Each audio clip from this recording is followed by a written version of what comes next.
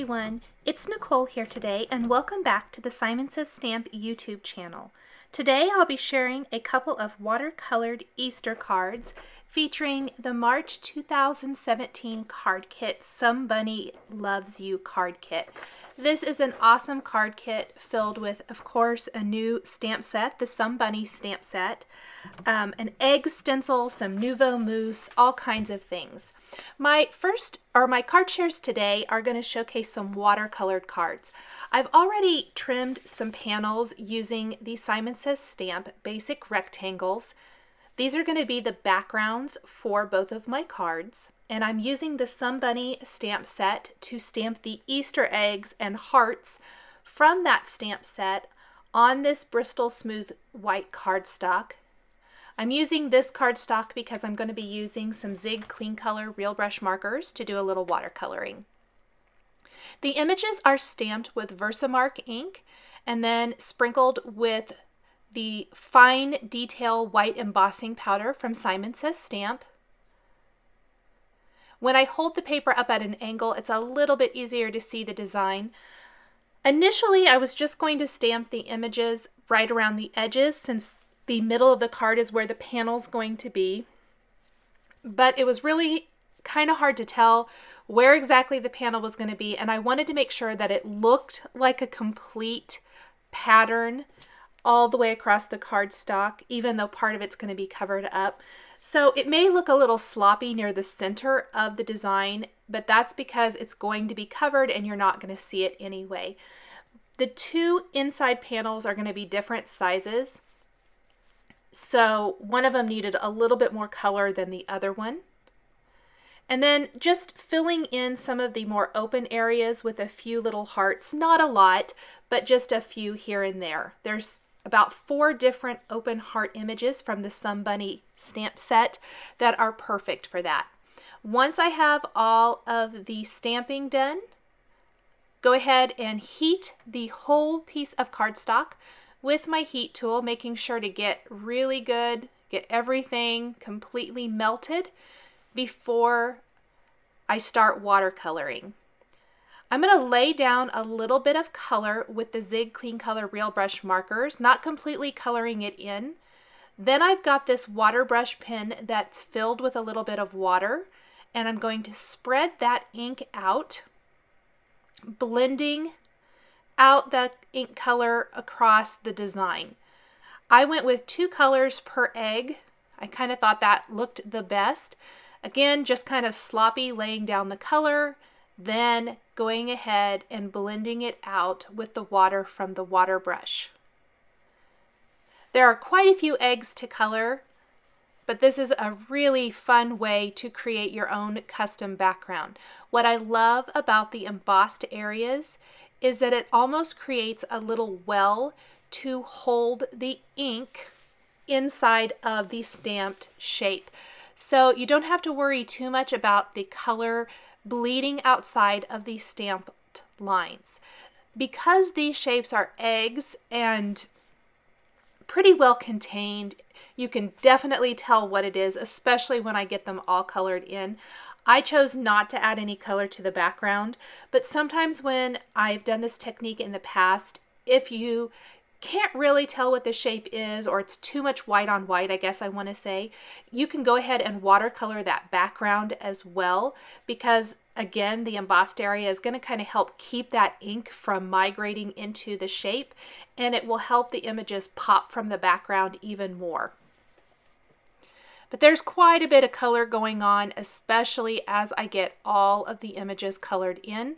So I didn't feel like it was necessary with these cards.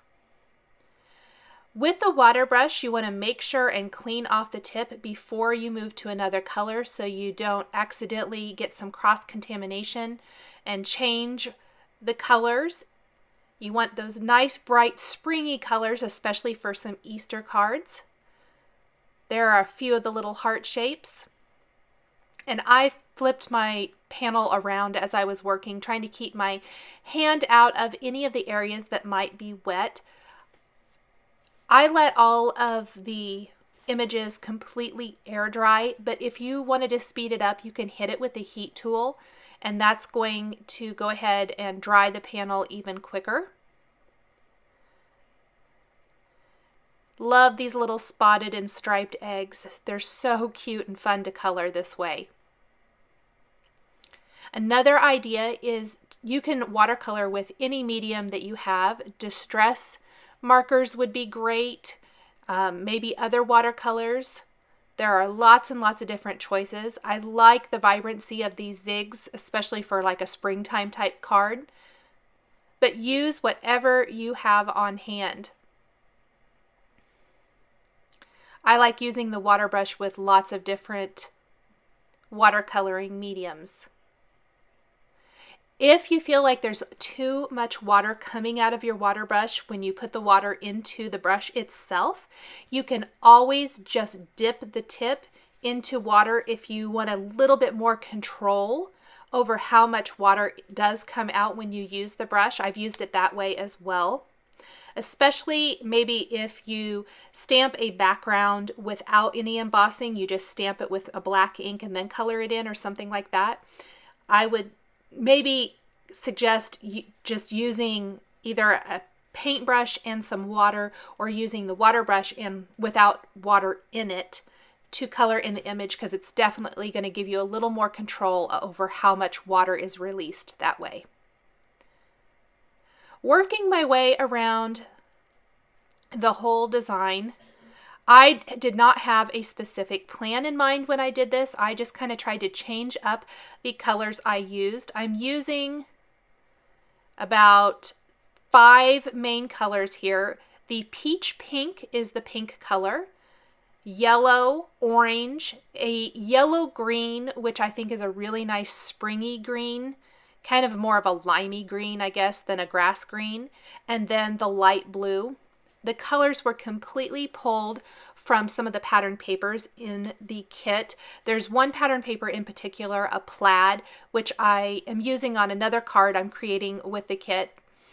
And I just went ahead and pulled those colors so that everything would coordinate really well. Going to finish up coloring just a few more of the images here.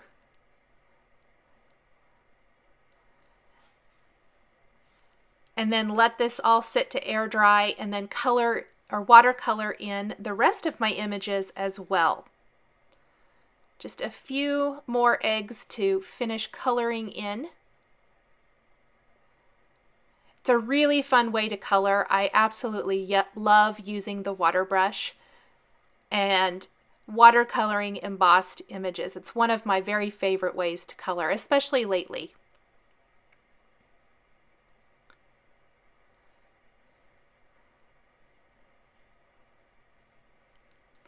Once the images are all the eggs are colored in, I'm going to do the exact same thing for the second panel. They're not colored exactly the same, but they are very, very similar.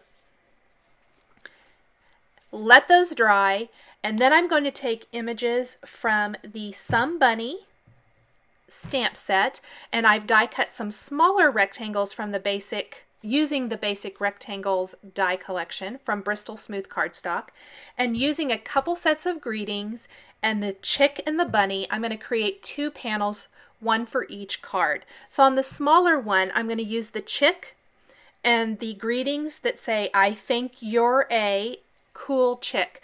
I love that you can mix and match the different greetings in the stamp set to create the greeting that you want. Again, I'm going to stamp everything with Versamark ink and heat emboss with white embossing powder. And then do very similar coloring for both of these as well. So I'll make sure and heat this really good. Make sure all the embossing powder is melted. The basic rectangles are great for creating perfect sized layers here for the cards. Go ahead and stamp the cool chick ones. You can mix and match the greetings and do all sorts of great types of greetings, whatever is going to work for the recipient. I love when greetings stamps do that so that you can make sure and personalize it. To color in, I think we'll start with the chick first. I am going to use some of the very same colors that I used for the Easter eggs, with the yellow and the orange and then the peach pink. Those are the only 3 colors I'm going to use for the chick itself. And then for the background, I'll show you how I did that, because for this, like I was talking earlier with the eggs, and sometimes maybe you want to make your background pop a little more, so you add a background color. You're going to want to do some embossed resist for the greeting so it really shows up, as well as the legs on the chick. So adding some yellow to the chick, a little orange for the beak, and the peach pink for the cheeks. Watercolor each of those areas. And then I'm going to really sloppy lay down some of the light blue along the bottom. Take my water brush pen and blend that out a whole bunch to create a nice light blue background. Lay out some more blue along the top and then blend that out to meet the rest of it. And that's going to give a nice watercolored blue background to really make the chick image as well as the bunny images pop. So the bunny's next. I pulled a couple of different colors for the bunny. A little gray tint, very, very light. Only laying down a bit of the color. I'm going to blend a lot of that out. And then a little bit lighter pink with the sugared almond pink for the pads of his feet, his cheeks, and the insides of his ears. I'll start with the gray and blend that out really well. The gray tint gives just the illusion of color. It doesn't really add a ton. In this instance, I wanted the bunny to appear just maybe a really, really light gray, almost white. And the sugared almond pink is just a little bit lighter, so it'll be a little softer in those areas where I've added the pink. Now for critters, the only thing about the white embossing is that I think the eyes get lost just a little bit. So once these have completely dried, I'll go in with a black glaze pen and add some detail just to the eyes themselves. Just like before, I'm going to take some light blue, scribble it along the bottom and the top of this panel, and then blend that out with my water brush pen, giving it a nice soft blue watercolored background. Go up at the top and do the same thing. And that's really going to make the images pop. The black glaze pen will add some nice detail to the eyes. And again, you want to make sure that the panel is really good and dry before you do this. Just kind of dotting those little eyes in place, and that really makes the critters come to life. I've die cut a couple of mats for both of these panels using these stitched rectangle dies. Just slightly larger. That's going to make them pop from the background. Using a nice strong adhesive, secure those right to the center of the stitched rectangles. And then to adhere both of these rectangles to the egg backgrounds, I'm going to use some foam adhesive just to pop them up a little bit.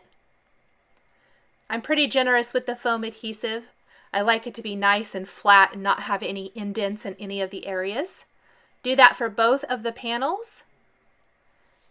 And then I will secure both of these to a Simon Says stamp top fold card base to finish those off, and stamp the insides of these cards with an additional greeting from the Some Bunny stamp set using the Happy Easter greeting stamped with a black ink on the inside to finish them off.